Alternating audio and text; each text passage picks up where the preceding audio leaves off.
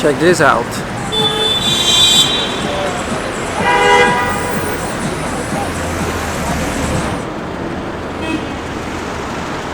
In the Santoro Madrid, it's 9:20.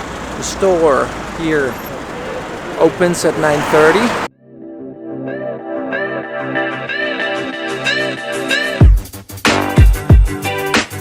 My wife went to the store shopping. I just take a walk around. I don't really feel like being stuck in a store for hours, because I know my wife is going to take hours.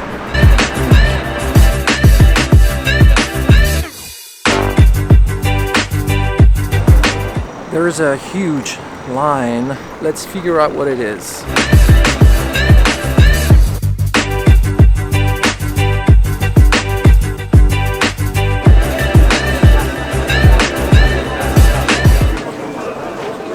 This huge line here for 2 blocks is to buy lottery tickets.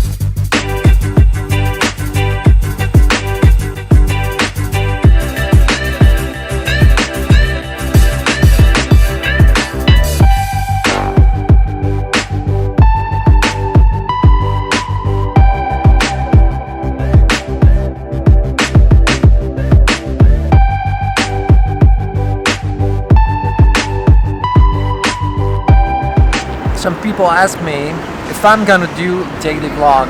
For now, I don't think so. It's hard enough for me to post 1 or 2 videos per week.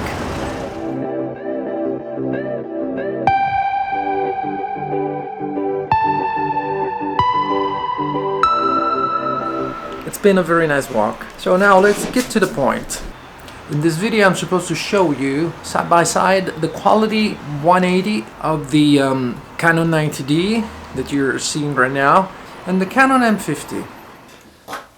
Okay, first things first. First of all, I want to wish you a very happy 2020. So before we start, I wanted to say that last week I got a text from Paolo, the one of the drones. I only brought the drone. We work at the same company, and at that time I was already on holiday, but it wasn't. So he texted me, "Hey, you got a present." That's what he texted. It's from the company, a coffee maker. Good. I wasn't expecting it, and you know how much I like coffee, so that's good. I'll probably use it today in this video for B-rolls. Okay, so you're looking at the Canon 90D here and the Canon M50 here. I'm using basically the same settings, and I'm using their respective kit lenses. For the Canon M50 is the 15 to 45 millimeters, and the Canon 90D is the 18 to 55 millimeters. ISO 100, there is plenty of light here, and f5.0, same settings on both cameras, 30 frames per second, therefore shutter speed 1/60th. So this is the quality you can expect when you use the Canon 90D and the Canon M50 with their kit lenses. However, one of the main reasons why I bought the Canon 90D is for the slow motion, 120 frames per second, quality 180. It sounds pretty awesome considering that the Canon M50 can shoot 120 frames per second, but it's 720. Is there so much difference between them? Let's try to see and tell me what you think about it.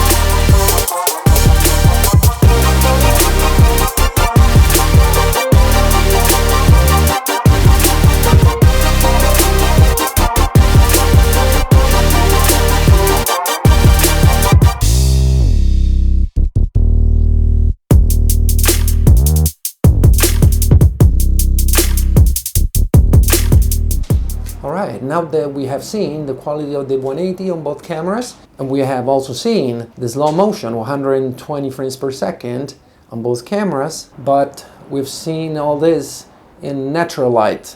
Let's see how it goes inside with artificial light. We're in my office now, and this is the Canon 90D with the 18 to 55 millimeters, and this is the Canon M50 with the 15 to 45 millimeters. Basically, they're kit lenses. So the same setting as I had a few seconds ago outside. The only difference from the outside settings is the ISO, which is now 320 on both cameras. So we have seen the slow motion with both cameras outside. Now I'm gonna make some coffee and I'll show you the slow motion again with the Canon 90D and the Canon M50 120 frames per second.